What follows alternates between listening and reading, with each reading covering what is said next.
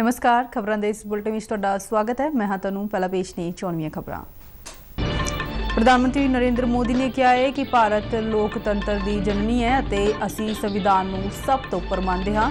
अपने मन की बात प्रोग्राम में उन्होंने कहा कि 25 जून के दिन नूं कदे नहीं भुलाया जा सकता, जिस दिन देश अंदर 1975 में एमरजेंसी लगाई गई सी।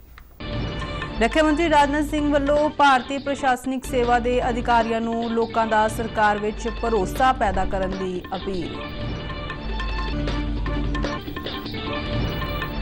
केंद्रीय मंत्री अनुराग सिंह ठाकुर ने कहा कि प्रधानमंत्री नरेंद्र मोदी की अगवाई विच भारत दुनिया की 5वीं सब तो वड्डी अर्थव्यवस्था बन गया है। नारकोटिक्स कंट्रोल ब्यूरो वालों सीमा सुरक्षा बल के सहयोग नाल हुसैनीवाला विखे नशिया विरुद्ध जागरूकता प्रोग्राम आयोजित। इंडोनेशिया ओपन बैडमिंटन मुकाबले में सात्विक और चिराग की जोड़ी ने मर्दां दे डबल्स मुकाबले का खिताब जित के सिरजिया इतिहास। ते हुण खबरां विस्तार नाल। प्रधानमंत्री नरेंद्र मोदी आज़ादी के अमृत महोत्सव दौरान देश की आज़ादी नूं खतरे विच पाउण वाले एमरजेंसी वर्गे अपराधां की चर्चा की लोड़ ते जोर दिंदिआं कहा कि इस नाल अज दी नौजवान पीढ़ी नूं लोकतंत्र के अर्थ अते उस दे महत्व नूं समझण विच ज़्यादा आसानी होवेगी। आकाशवाणी दे मन की बात की 102वीं कड़ी दी विच उन्होंने कहा कि भारत लोकतंत्र की जननी है अते असीं लोकतंत्री आदर्शां अते संविधान नूं सब तो उपर मनदे हां। इसलिए असीं 25 जून के दिन नूं कदे नहीं भुला सकते, जिस दिन देश विच एमरजेंसी लगी गई सी। उन्होंने कहा है कि एमरजेंसी दौरान लोकतंत्र के हमायतियां ते जुल्म किए गए, जिन्होंने देख के अज भी दिल कांब जाते हैं। हम 25 जून को भी कभी भुला नहीं सकते। यह वही दिन है जब हमारे देश पर इमरजेंसी थोपी गई थी। यह भारत के इतिहास का काला दौर था। लाखों लोगों ने इमरजेंसी का पूरी ताकत से विरोध किया था। लोकतंत्र के समर्थकों पर उस दौरान इतना अत्याचार किया गया, इतनी यातनाएं दी गई कि आज भी मन सिहर उठता है। प्रधानमंत्री ने कहा कि पिछले सालों विच दौरान भारत ने आफत प्रबंधन के खेत्र में जिहड़ी समर्था विकसित की है वो अपने आप में एक मिसाल है। उन्होंने कहा कि गुजरात के कच्छ जिले में बिपरजॉय तूफान का जिस तरह लोगों ने डट के मुकाबला किया वो अपने आप में एक महत्वपूर्ण काम है। उन्होंने कहा कि कैच द रेन वर्गियां मुहिमां राही जल सुरक्षा की दिशा में सामूहिक तौर पर यतन किए जा रहे हैं।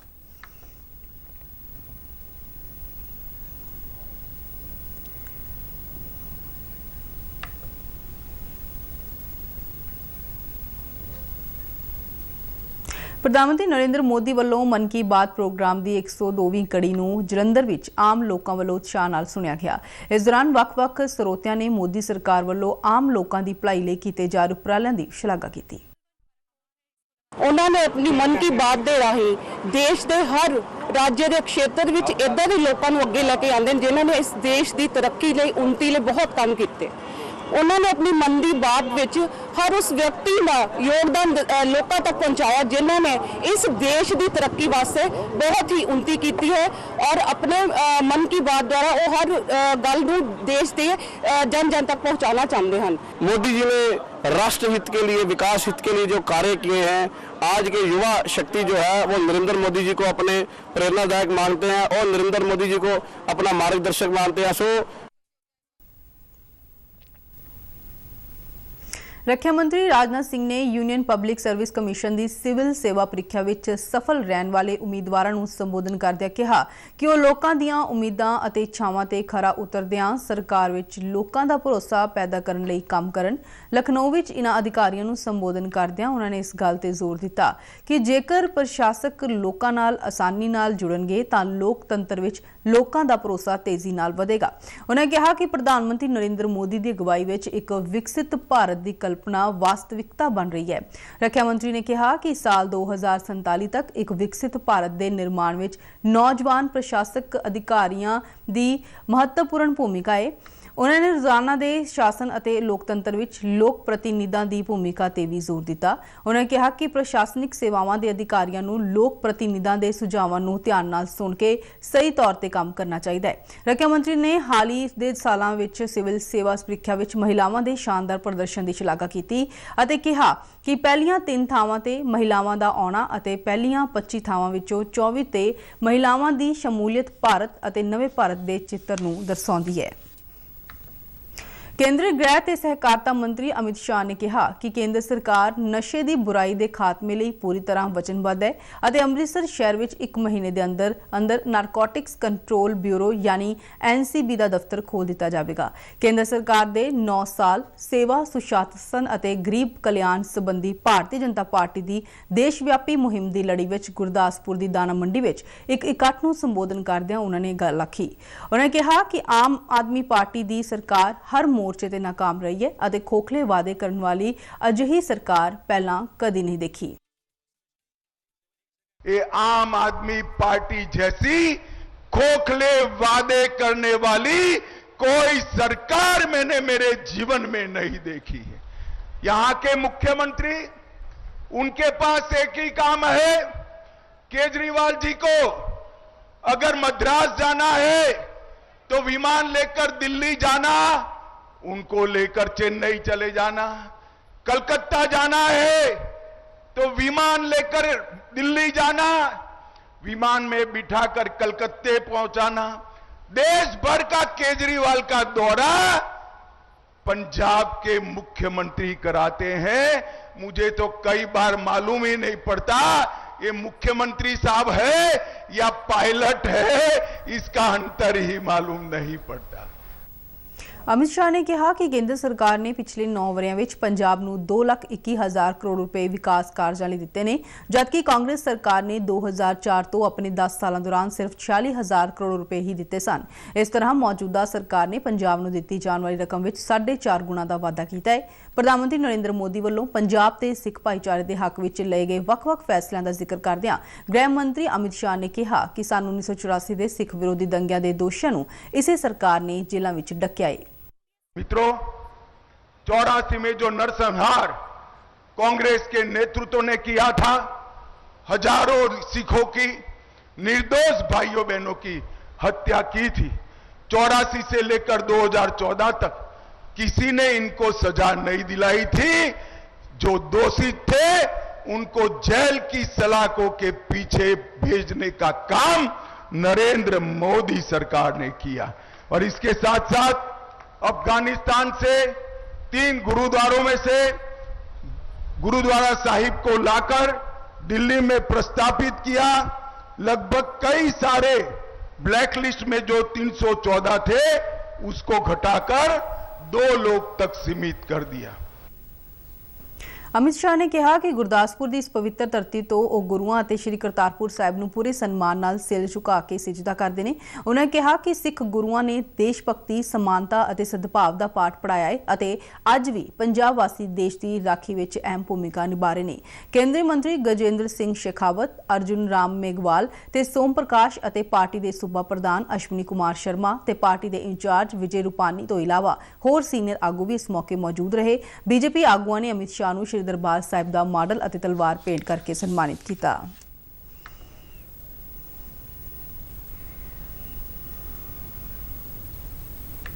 सूचना ते प्रसारण मंत्री अनुराग सिंह ठाकुर ने कहा है कि प्रधानमंत्री नरेंद्र मोदी अगवाई वाली सरकार सेवा, सुशासन और गरीबों की भलाई के मुद्दों पर आधारित है।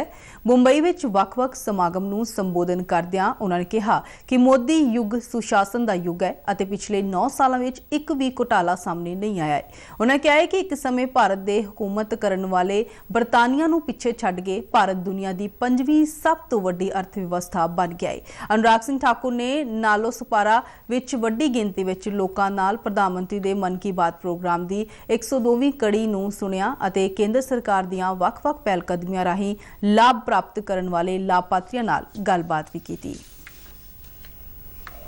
ਕੇਂਦਰੀ ਮੰਤਰੀ ਅਰਜੁਨ ਰਾਮ ਮੇਘਵਾਲ ਨੇ ਕਿਹਾ ਹੈ ਕਿ ਪ੍ਰਧਾਨ ਮੰਤਰੀ ਨਰਿੰਦਰ ਮੋਦੀ ਦੀ ਅਗਵਾਈ ਹੇਠ ਕੇਂਦਰ ਦੀ ਭਾਜਪਾ ਸਰਕਾਰ ਨੇ ਪਿਛਲੇ 9 ਸਾਲਾਂ ਵਿੱਚ ਦੇਸ਼ ਵਿੱਚ ਅਰਥਚਾਰੇ, ਸਿਹਤ, ਸਿੱਖਿਆ ਅਤੇ ਖੇਤੀਬਾੜੀ ਸਮੇਤ ਹਰ ਖੇਤਰ ਵਿੱਚ ਬੇਮਿਸਾਲ ਵਿਕਾਸ ਕੀਤਾ ਹੈ।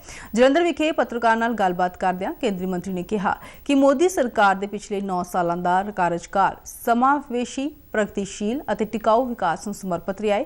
ਪਿਛਲੇ 9 ਸਾਲਾਂ ਵਿੱਚ ਭਾਰਤ ਨੇ ਇੱਕ ਧਿਰ ਦੀ ਆਪਣਾ ਪਰਿਵਾਰ, ਆਪਣਾ ਵਿਕਾਸ ਦੀ ਨੀਤੀ ਨੂੰ ਛੱਡ ਕੇ सबका साथ, सबका विकास, सबका विश्वास ਅਤੇ सबका प्रयास ਦੀ ਕਹਾਣੀ ਲਿਖੀ ਹੈ।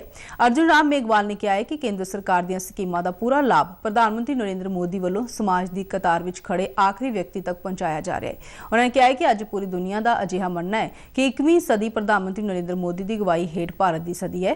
ਪਿਛਲੇ 9 ਸਾਲਾਂ ਤੋਂ ਭਾਰਤ ਵਿਕਾਸ ਦੀ ਰਾਹ ਉੱਤੇ ਤੇਜ਼ੀ ਨਾਲ ਅੱਗੇ ਵਧ ਰਿਹਾ ਹੈ ਅਤੇ ਪ੍ਰਧਾਨ ਮੰਤਰੀ ਮੋਦੀ ਦੀ ਅਗਵਾਈ ਵਿੱਚ ਇਹ ਯਾਤਰਾ ਨਿਰੰਤਰ ਜਾਰੀ ਰਹੇਗੀ। 23 मई 2014 को हमारे सेंट्रल हॉल में जब भारतीय जनता पार्टी की संसदीय दल की बैठक होती है और एनडीए की बैठक होती है और हम सब मिलकर के जब प्रधानमंत्री नरेंद्र मोदी जी को हमारा नेता चुनते हैं और सरकार बनाने के लिए अधिकृत करते हैं तो वो एक भाषण देते हैं।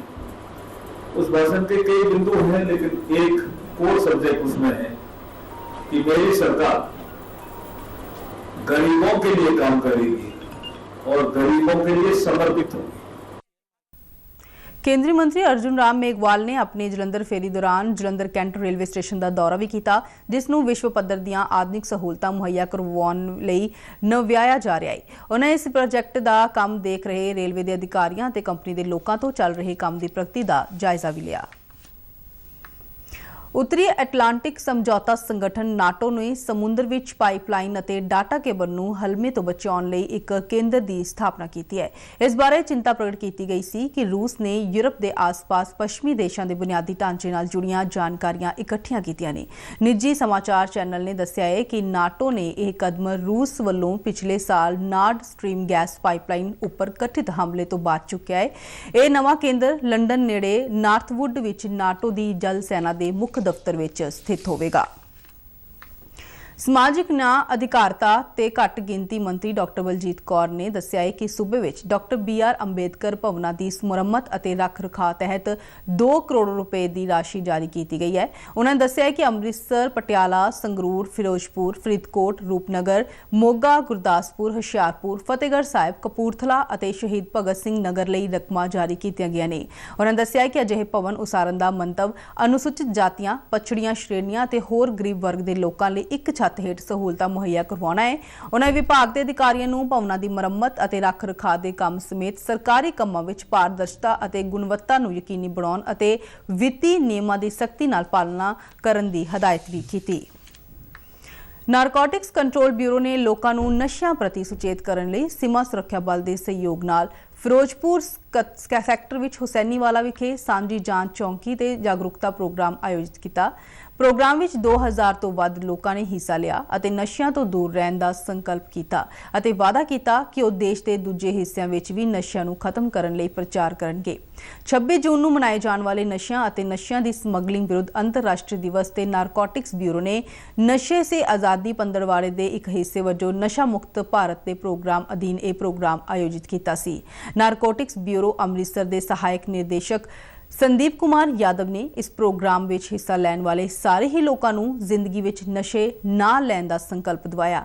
ਪ੍ਰੋਗਰਾਮ ਵਿੱਚ ਕਾਰਜਕਾਰੀ ਕਮਾਂਡੈਂਟ ਅਮਰਜੀਤ ਸਿੰਘ, ਸਹਾਇਕ ਨਿਦੇਸ਼ਕ ਮਹਿੰਦਰਜੀਤ ਸਿੰਘ ਬੋਪਾਰਾਏ, ਸਹਾਇਕ ਕਮਾਂਡੈਂਟ ਕਰਨੀਪਾਲ ਰਾਠੌਰ ਅਤੇ IO ਰਜਨੀਸ਼ ਵੀ ਮੌਜੂਦ ਸਨ।